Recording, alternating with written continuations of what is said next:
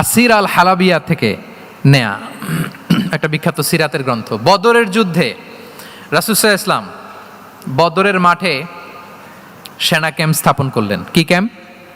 সেনা ক্যাম্প স্থাপন করলেন। আল হুবাব ইবনুল মুনজির রাদিয়াল্লাহু তাআলা আনহু এক সাহাবী, উনি বললেন, ইয়া রাসূলুল্লাহ, এই যে সেনা শিবির যে এখানে স্থাপন করলেন, এটা কি আপনার নিজের ইচ্ছায় না আল্লাহর আদেশে? দেখেন, সেনাপতিরে কোনো সাধারণ সৈনিক এই প্রশ্ন করতে পারে? করলে চাকরি থাকবে? কিন্তু রাসূল সাল্লাল্লাহু আলাইহি ওয়াসাল্লামের কাছে সাহস নিয়ে আল হুবাব ইবনুল মুনজির বলে, ইয়া রাসূলুল্লাহ, এই যে সেনা শিবির স্থাপন করলেন, এটা কি আপনার ইচ্ছায় নাকি এটা ওয়াহী?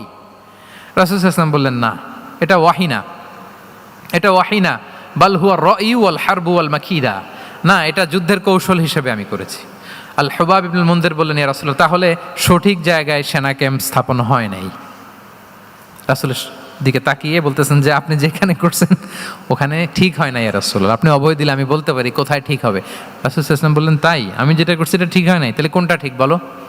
উনি বললেন, ওই যে বদরে একটা কুয়া আছে যেখানে পানির ব্যবস্থা আছে, ওইটার সামনে ব্যারিকেড দিয়ে আমাদের শিবির করতে হবে, তাহলে আমরা বদরের কুয়া থেকে পানি খাইতে পারবো, সারাদিন পানি খাবো, আর কাফিররা যুদ্ধে তো মারা যাবে, পানির অভাবে মারা যাবে।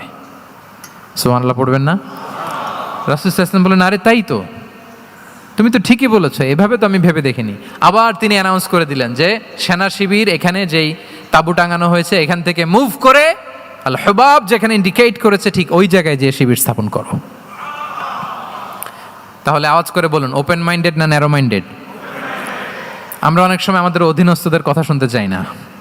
অনেক সময় অধীনস্থদের মাথা থেকেও দারুণ দারুণ দুর্দান্ত আইডিয়া চলে আসতে পারে। ইগনোর করবেন না সব সময়, আপনি দেখবেন যে তার কাছ থেকে ভালো আইডিয়া এসছে কিনা। তাহলে রাসূল সাল্লাল্লাহু আলাইহি ওয়াসাল্লাম এটাকে ইগনোর না করে অ্যাকোমোডেট করলেন। সুবহানাল্লাহ।